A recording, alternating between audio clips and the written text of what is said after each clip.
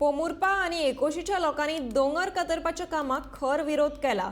हे खासगी रान क्षेत्र तशेंच पर्यावरणाच्या नदरेन हे रान संवेदनशील जावन आसा, देखून हांगा झाडांची कत्तल जावपाक दिवचे ना अशी तिडक पोमुर्पा आणि एकोशीच्या लोकांनी उक्तायल्या। In Pomburpa today, because there is a very major devastation of forest and also no development slopes and orchard lands which are being destroyed, and the destruction is being done in sensitive forest area. And when I had already a word with Dr. Claude Alvarez of Goa Foundation, he had told me that this is one of the biggest private forests of Goa, and if this is the case, we have more responsibility, more duty to make sure that we are protecting environment, the forest and our ecology.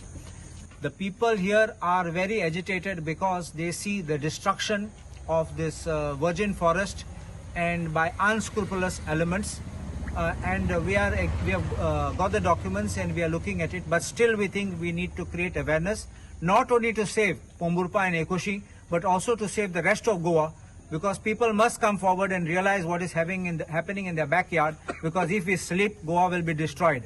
And unfortunately, the government of the day is turning Nelson's eye and giving permissions left, right, center. And I think we must awaken to make sure that these kind of things don't happen and our Goa is not destroyed and not finished.